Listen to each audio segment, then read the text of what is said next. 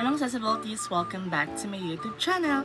So for today's video, as you can see, sobrang haggard ko. Kaya pagpasensya nyo na yung aking face. Dahil katatapos ko lang i-reband or i-treatment ang buhok ng aking tatay na from this to this. Diba? Using this so easy from Helios na straighten hair cream. Ito yung ginamit ko sa kanya and ito din yung ginamit ko sa aking buhok last time, kaya sobrang shiny and sobrang fresh na din ulit ng aking hair and onti na lang yung patay-patay niya. And yeah, so wag natin patagalin to, ipakita na natin kung paano ko nga ba itinreatment ang kanyang buhok dahil gusto niya nga daw ng straight and ayaw niya ng sobrang, alam niyo yun, like may pa-curve-curve eksena.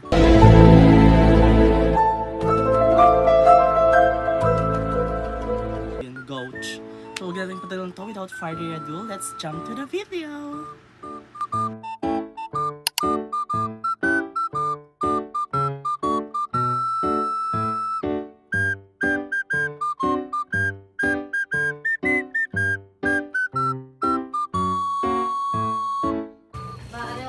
Oo. Sa akin ay patay yan. Mabuhay ko nga yung okra eh. Titi ko nga patay, ang bubuhay niyan. Yung ako.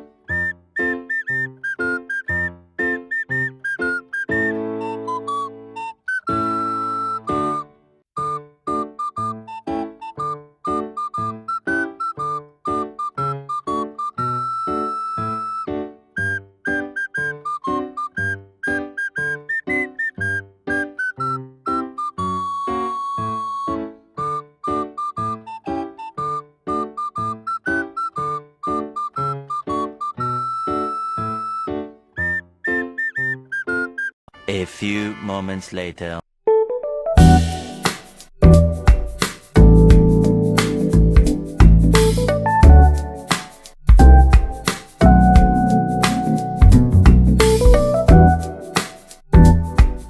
One hour later. So hi again mga accessibilities, it's already 4:06 PM. So sobrang pagka-bored ko, gumawa ko ng iced coffee kahit tayo ay ina-acid at in-heartburn. At sa matigas na ulo, kailangan natin ng iced coffee. And ginamit ko lang dito is sugar, black coffee, and natirang Bear Brand na milk, also vanilla syrup and caramel na syrup.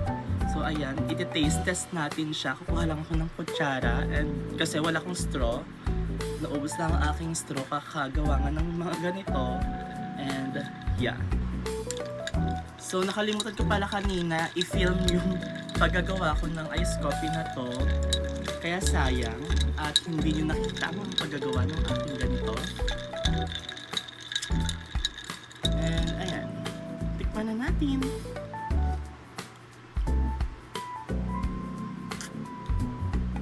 Ang sarap! Caramel macchiato. And ayan, papatikim din natin kay Mami kung masasarapan nga ba siya sa aking ginawa or na. Dito si Mami para tikman ang ating iced caramel macchiato.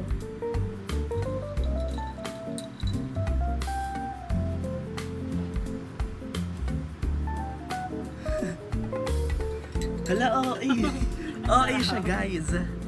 Masarap, di ba? Pwede na akong maging barista. Nag-iimbento-imbento lang talaga ako minsan ng mga iced coffee na ginagawa ko. And sa susunod, ipapakita ko na sa inyo kung paano ko siya ginagawa and kung ano yung mga ingredients na ginagamit ko. Gelch. Success isn't always about being the best. It's about finding pride and joy on moments where your hard work. I'm on top of the world. I feel like I'm on top of gali grabe nga mga endorsement ang niabot tungod ana iya nga nakuha gid mo ang Kasi ang dami rin talagang nag-request na teka,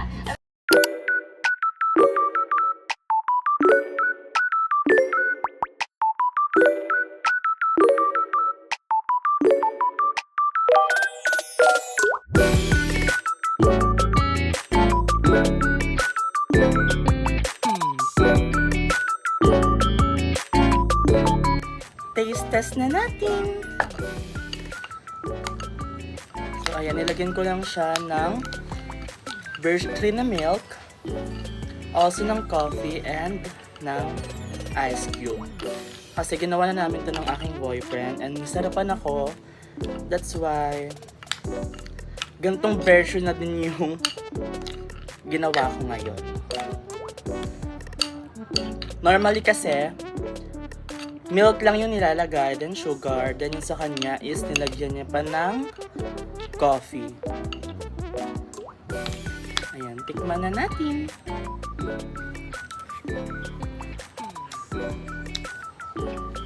Sarap guys! Kahit wala siyang sugar, masarap siya. Kasi matamis na din naman yung birch tree na nilagay ko.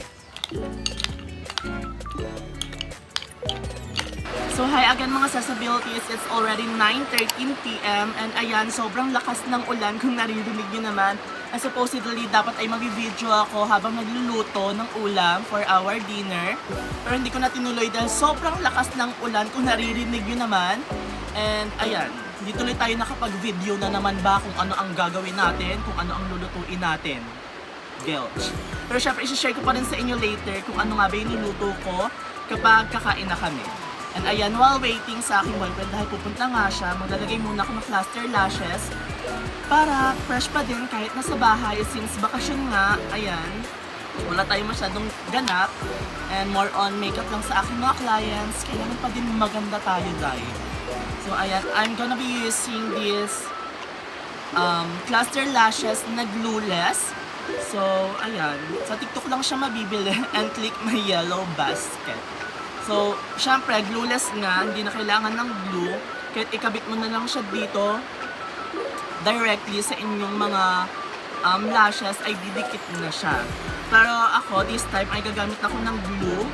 And, eto yung gagamitin ko, ang aking favorite na eyelash glue. Para mas tumagal siya ng 1 to 2 weeks sa aking pilik mata. Then, dito muna ako mag-start sa ating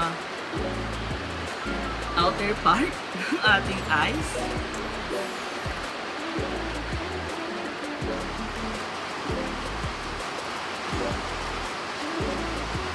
Ayan.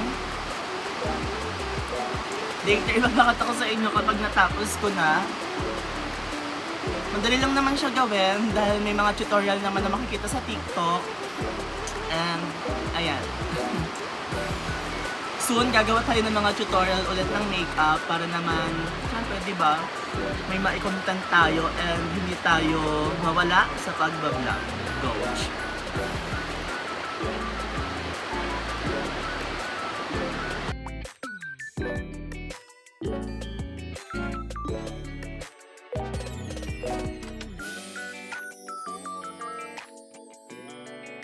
A few moments later. So ayan guys, naikabit ko na yung aking lashes nang wala pang 5 minutes dahil sobrang bilis niya nga lang ikabit and sobrang dali niya. Ayan. So as you can see, sobrang ganda and sobrang natural looking niya lang. Kaya ayan, mag-laser lashes na lang kayo kasi gumastos kayo ng sobrang mamahal sa mga lashes. Though sobrang ganda naman talaga and sobrang quality ng mga gagawa ng mga lashes, pero kapag nasa tipid era kayo, ayan, mag-laser lashes na lang kayo, mag-DIY na lang kayo. Pero, dapat maganda yung mga gagamitin nyo, like tulad ng glue, dahil sobrang daming glue na nakabulag and sobrang sakit sa mata. Goch! So, ayan, it's already 9:30 na and wala pa din si Johnny, kaya manonood na lang muna ako ng Netflix while waiting. And ayan, for the watch muna tayo, hey, dahil may hindi pa akong natatapos na pinapanood ko kanina and ayan, goach.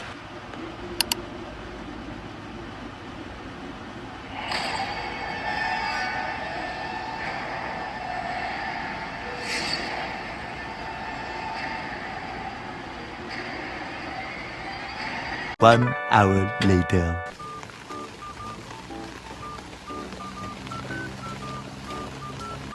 Hey guys, life update. Hindi kami nakapag-vlog kagabi kasi pagod to.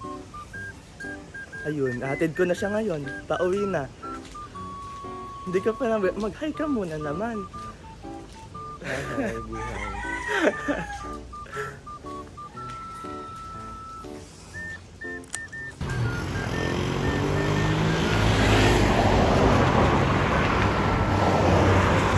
Hey guys, it's already 1:20 p.m. and ngayon pa lang ako magla-lunch dahil tinapos ko muna yung mga gawaing bahay. Dahil iniwan ako dito ni nila mami dahil sila ay umalis. And ayan, ngayon pa lang, since ngayon ako magla-lunch, ito yung lunch ko for this afternoon. Sinigang na isda and also yung niluto kong beef burger kagabi. Ayan. So I would like to take this opportunity para magpasalamat sa aking boyfriend ba. Binigyan niya ako ng pabango na aking i-gatekeep talaga. Dahil, sobrang bango naman niya talaga. Na para bang mga akit ng ibang, hi! Hindi, ano daw? Chares. So ayan, mag-lunch na ako while nanonood sa Netflix. Go! Hi guys! We're here sa GK sa Gawad Kalinga, Hugo Perez. Dahil ako ay kumuha ng Si Audi guys, bibigay ko na siya sa bago niyang mama. Yes. Asa ano? Ampon yar. Yes. Mag-aampon tayo ng tuta. And dalawa siya. Girl and boy. Named. The boy name was Ellie. And the girl name was Ella. Nasiksik ka, malamig eh. Nasiksik nga. Bawan ko ni Harley. O mag-ilalap siya. Kainin mo ang aso mo. Buti hindi tumawi sa akin kanina yan. Gutay-tay natin.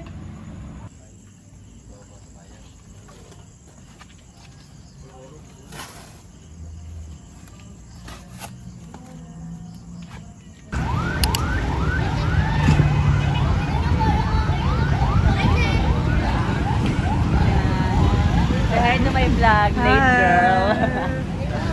Tagal mo naman. Hey guys, so it's me again, Rowan. So it's already 6:25 p.m. And naglalakad kami ngayon papunta sa People's Park. Dahil wala lang, naisipan namin mag-jog, ay maglakad, mag-walking. Na-influensya na ako ni Paula at ni Roy. And yeah, since wala din naman akong gagawin sa bahay, nakapag-workout na ako kanina. So I decided na mag-join na lang sa kanila mag-walk and mag-run later. So ayun, to relieve stress na lang din sa mga ganap sa aking buhay. Kaya yeah, kailangan natin to. Go! And we're currently here sa Barangay Osorio Beach. And ayan, malapit na kami doon. Mga 1 km na lang. Say hi! Hello guys! So we're currently here sa Capitol Grounds. Hindi pala, wala pa pala sa Capitol Grounds. Parang sa City Hall ata. Ay, hindi pala. Ano ba to? Capitolio. Capitolio. Yeah, Capitol Grounds nga. And papunta kami ngayon sa People's Park.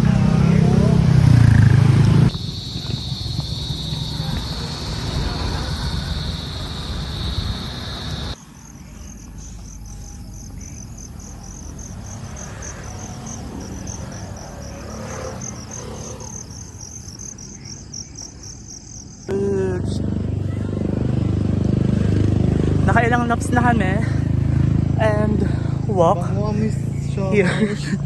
Ano, may siomay na. Parang sarap mag-laps.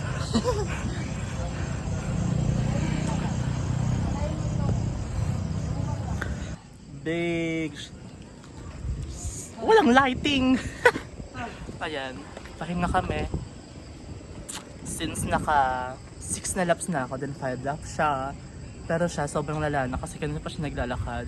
Nilakad niya from bahay nila sa Heritage, papuntang Hugo Perez. Then Hugo Perez, papunta kami dito. Divine? Pero kung Yes. ano ka na, sobrang pitit mo Kaya na. nga naman yung braso kang pet na. Tapos, inaano lang kami dito ng siomay rice, guys. Dinademonyo siya ng siomay rice. Parang gusto ko mag-siomay rice. 4 lang naman eh. Di ba? Di naman madami, di ba? Hindi naman. Tapos palamig, kasi di ba kailangan natin ng sugar? Para sumigla tayo. Yes, yun po ang kailangan natin, guys. Kaya wag natin pigilan yung sarili natin. Charet. Let's go. 3K guys. With Roel Lagisma here at People's Park 13. Yeah. Life is not a race, tama. Ang bibilis na tumakbo. Pero, yeah. Kailangan natin tapusin. 3K, 2 more to go. Let's go. 4K guys. 1 to go. 5K lang tayo today. Kasi, tina-target ko lang naman yung sub 30. Pero mukhang hindi ko naman kaya. Kaya, chill run na lang tayo. Maglalakad naman ata kami pa uwi. Kasama namin si Roen. And andun yung mga kaibigan ko. Ayun. Sana magawa namin. Kung hindi man, okay lang. Ang buhay, Ivy. Yeah. Uphill, guys. Last 1 km ha. 500 meters na lang. Let's go. Whew. Feeling ko hindi namin talaga kayang gawin yung sub 30. Grabe rin yung pag-motivate na ginawa sa akin ng mga kasama ko. Pero hindi natin pwedeng pilitin yung katawan natin na tumakbo kung hindi na talaga kaya. Kung matay tayo, di ba? Let's go. 5K! So, ayun. Life update, hindi natin natapos yung sub 30 pero tinapos pa rin natin yung 5K. Anong masasabi mo, Miss Roen Lagisma? As ngayon lang ako nag-jogging ulit. Sobrang hingay ba? Grabe, miss ko na siya. Huy! Hindi mo siya Same. mamimiss. Ayun guys. Papakita ko yung mga kasama ko. There. Sa may pahingahan. 5K done. Let's go. Bukas ulit. Hi! 5km done. Ang ina. Hindi ko na-achieve yung goal ko pa din. Third day of trying to achieve that goal.